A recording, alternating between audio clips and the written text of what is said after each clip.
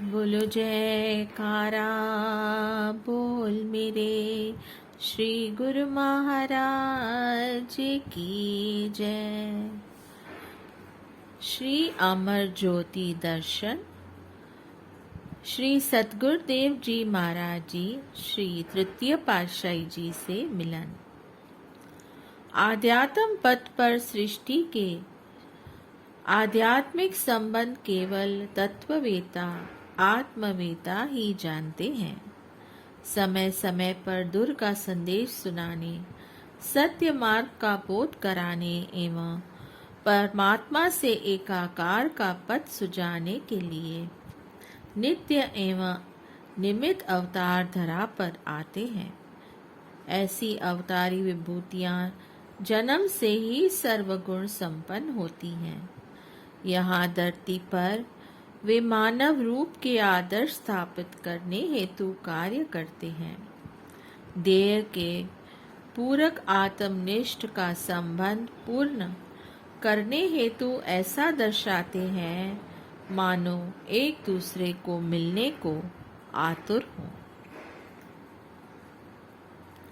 अंतर मन में खुशी अपूर्व दे रही मानो यह पैगाम, मिल गया अब असली ठिकाना, पाया दिल ने है विश्राम। सतगुरु दर्शन की जिज्ञासा दूज के चांद की भांति बढ़ी, श्री दर्शन की प्रथम किरण से काया कल्प हुआ उस घड़ी। सन 1942 में आप श्री दर्शन के लिए श्री आनंदपुर पहुंचे। आपके दिल में श्री सतगुरुदेव महाराज जी श्री तीसरी पातशाही जी के श्री दर्शन की तीव्र उत्कंठा, अगाध प्रेम अर्थात हार्दिक अधीरता का सागर हिलोरे ले रहा था। श्री सतगुरुदेव महाराज जी ने आपको निहारते ही पहचान लिया। आपके देह के पूरक को पाकर हर्षित हो गए। आपकी हार्दिक तरंगों ने जैसे ही इष्टदेव प्यारे प्रीतम के श्री चरणों को छू लेने के लिए पग आगे बढ़ाया, एक झलक के पाते ही समुद्र ने तरंगों को तद्रूप बना लिया। श्री सतगुरुदेव महाराज जी ने आपको अपने सम्मुख बिठाकर सुरत शब्द योग अर्थात अजपा जाप, सहज समाधि व अनाहत ध्वनि की युक्तियां बतलाईं। आप दिव्य अलौकिक आभा को निहारते ही श्री सतगुरुदेव जी के ध्यान में लीन हो गए। आपने उस समय अमर ज्योति के प्रखर प्रकाश को समाहित कर आत्म अनुभूति की। श्री सतगुरुदेव महाराज जी ने गुरु दीक्षा में पूर्णता प्राप्त करने की रीति को पूर्ण किया तो आपने योग्य एवं अधिकारी शिष्य के समान उसको ग्रहण किया। आपकी प्रसन्नता का ठिकाना न था। दरिया सतगुरु कृपा कर सबद लगाया एक, लागत ही चेतन भया नेत्र खुला अनेक। दरिया बान सतगुरुदेव का कोई झेले सूर सदीर, लागत ही व्यापे सही रोम रोम में पीर। अर्थात श्री सतगुरुदेव महाराज जी ने कृपा दृष्टि कर शब्द की चोट लगाई तो एकदम ही रोम रोम में चैतन्य स्वरूप के दर्शन हो गए और दिव्य दृष्टि खुल गई। परंतु ऐसा तभी होता है जब शिष्य भी पूर्ण हो, उनकी कृपा दृष्टि को समाहित कर उसमें एकाकार होने की शक्ति हो। ऐसी शक्ति और कृपा के अधिकारी पूर्ण पुरुष ही होते हैं, जो केवल आदर्श स्थापित करने के लिए नियम पालन करना आवश्यक समझते हैं। वे स्वयं में पूर्ण होते हैं। आप भी उसी आदर्श को स्थापित कर रहे थे। श्री सतगुरुदेव महाराज जी को प्राप्त कर आपने अपूर्व आनंद अनुभव किया। श्री सतगुरुदेव महाराज जी श्री तीसरी पातशाही जी ने आपके इस रहस्य को दर्शनों दर्शाने एवं भविष्यवाणी की सत्यता का बोध कराने के लिए उसी दिन महात्मा योग आत्मानंद जी से कहा, महात्मा जी, समुद्र में से हीरे रत्न निकालकर जब किसी जौहरी के हाथ पहुंचाते हैं तो वह उसकी कीमत रुपयों में अंक देता है, लेकिन दुनिया में जो रूहानी हीरे लाल हैं उनकी कीमत व परख कौन कर सकता है। महात्मा जी ने उत्तर दिया, श्री गुरु महाराज जी, दुनिया में जो परमार्थ भक्ति ज्ञान वैराग्य से पूर्ण अपने इष्ट देव की भक्ति में लगे हुए हैं वही हीरे लाल हैं।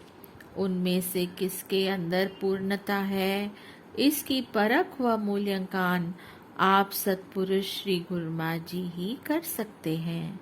श्री सतगुरुदेव महाराज जी ने फरमाया, महात्मा जी, हमने भी आज एक अमोलक लाल पाया है। रूहानी लासानी तेजोमय आभा मुख मंडल पर उमग रही थी। पुनः फरमाया, महात्मा जी, भक्त राम प्रकाश को आज हमने गुरु दीक्षा से ही पूर्ण नहीं किया, अपितु उन्हें अपना घर ही दर्शा दिया है। महात्मा जी ने दंडवत प्रणाम कर कहा, स्वामी जी, महापुरुषों के अगम रहस्य हमारी समझ से बाहर है। सत्पुरुषों की लीला सत्पुरुष ही जाने। आप श्री दर्शन कर कृत्य कृत्य हो गए। अब आप पहले से भी अधिक गुरु भक्ति पर उत्तरोत्तर बढ़ते जाने में दृढ़ संकल्प बन गए। रायपुर कला में वापस लौटे तो अत्यधिक समय गंदोवाल आश्रम में बिताने लगे। वर्ष में एक बार पुण्य 2 बार श्री आनंदपुर जाते, वहां दिलोजान से सेवा में जुट जाते, श्री दर्शन का अमृत पीते हुए न अगाते। आप बार बार श्री चरणों में विनय करते कि पूर्ण शरणागति की कृपा करें। आंखें मूंद श्री गुरु महाराज जी ध्यान विभोर हो फरमाते कि घर आपका है, अभी कुछ समय आते जाते रहो। इसमें क्या रहस्य था? वे अपने शिष्य को पूर्णता दिखाना चाहते थे, वे ही जाने। नित्य निमित्त संत रूप में दर्शन साकार करते हैं। लीला अपरंपार है इनकी, निज भक्तों को सरसाते हैं। दिल से दिल का जुड़ा है नाता, हर युग में ही दर्शाते हैं। भगवान भक्त के वश में है, प्रेम में बन चले आते हैं। धन्य है प्रेमी भक्त प्रभु को सदा रिझाते हैं। प्रभु की दिव्य लीलाओं को हृदय मंदिर में बसाते हैं। पिताश्री का आदेश पालन। सन 1945 में आपके पिताजी ने कहा कि हम तीर्थ यात्रा करना चाहते हैं, आप हमारे साथ चलें। आपने पिताजी की आज्ञा शिरोधार्य की और उनके साथ चल दिए। पहला पड़ाव काशी में था। काशी में अधिकतर मंदिर शिव जी के हैं। काशी विश्वनाथ मंदिर अत्यधिक विख्यात पूजा स्थल है। आप पिताजी के साथ प्रातः जाते और गुरु शब्द के ध्यान में लीन हो जाते। मंदिर में पूजा अर्चना जैसे भी पिताजी कहें कर लेते, परंतु रोम रोम में श्री सतगुरुदेव महाराज जी के दर्शन बस चुके थे। आप सब में उसी छवि को निहारते। काशी में रहने वाला और भगवान शिव पर पूर्ण आस्था रखने वाला एक भक्त था। वह प्रातः नित्य नियम से मंदिर में शिवलिंग पर जल चढ़ाने आता था। आपको वहां समीप बैठे देखकर उसकी आत्मा प्रफुल्लित होती और ध्यान आपकी ओर खींच जाता। रात्रि समय उसके मन में ख्याल आया कि सद्ग्रंथ एवं संतों की वाणियों में प्राय पड़ा सुना जाता है कि गुरु ब्रह्मा गुरु विष्णु गुरु देवो महेश्वर गुरु साक्षात परब्रह्म तस्मै श्री गुरुवे नमः। अर्थात गुरु ही ब्रह्मा है, गुरु ही विष्णु है, गुरु शिव जी हैं, गुरु साक्षात परमात्मा का स्वरूप है। गुरु के बिना मनुष्य अधूरा है। जब कोई भी देव गुरु रूप है, वे भी परमात्मा के रूप हैं, तो फिर गुरु की आवश्यकता क्यों है? आज तक मैंने न पढ़ा न सुना है कि गुरु संत भी कभी शिव बनते हैं या उस रूप को धारण करते हैं। इन्हीं विचारों में उसे नींद आ गई। कहते हैं जब पूर्व पुण्य जागृत होते हैं तो संतों से मिलाप होता है और सद्गुरु की प्राप्ति होती है। वह शिव भक्त नित्य की भांति लोटे में जल लेकर मंदिर में गया। आंखें मूंदकर शिवलिंग पर जल चढ़ाते हुए ओम नमो शिवाय कहने लगा। उस समय उसने ध्यान में यह देखा कि आप सामने बैठे मुस्कुरा रहे थे और वह शिवलिंग पर ही जल चढ़ा रहा है। उसने पुण्य आंखें मूंदी और ओम नमो शिवाय कहते हुए पुनः शिवलिंग पर जल चढ़ाया। उसे ध्यान में वह अलौकिक दृश्य फिर से दृष्टिगोचर होने लगा। उसने आंखें खोली और आप में शिव स्वरूप के दर्शन पाए। उस व्यक्ति ने आपके चरण पकड़ लिए और आपको अपने घर में भोजन करने की विनय की। आप उसके घर गए। उसने विनय की कि क्या आप इस वेश अभी घर का पहनावा था में गुरु हैं या गुरु बनेंगे?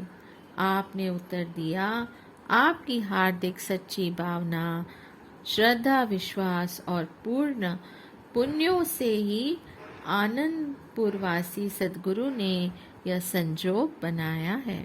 मेरे सद्गुरु को जिस रूप में चाहोगे उसी रूप में पाओगे। वह भक्त कहने लगा, महाराज जो कुछ मैंने स्पष्ट देखा उसे कैसे बुला सकता हूँ। अब आप मुझे नाम दीक्षा दीजिए। उस समय आस पड़ोस एवं कुछ संबंधी उसके घर में एकत्र थे। सब ने मन में एक भावना उत्पन्न हुई कि इनसे सत्संग कराया जाए और कुछ दिन यहाँ ठहरने का आग्रह किया जाए। उनमें से 2-3 घरों में श्री आनंदपुर से महात्मा जन सत्संग के लिए कभी कभी आते थे। उन्होंने अपना परिचय दिया तो आपने फरमाया, बस काम बना बनाया है। जब महात्मा जी इनके घर आए तो सभी नाम दीक्षा उनसे ले लेना। आज से सबका संबंध श्री आनंदपुर से जुड़ गया। समय पाकर यह फैलेगा फूलेगा। श्री आनंदपुर में आना, श्री सद्गुरु के दर्शन से जीवन कृतार्थ हो जाएगा। काशी में आप 6 दिन रहे। सबसे निर्लिप्त एवं रहस्यमयी अनोखे ढंग से बोलो जयकारा। बोल मेरे श्री गुरु महाराज की जय। जय सच्चिदानंद।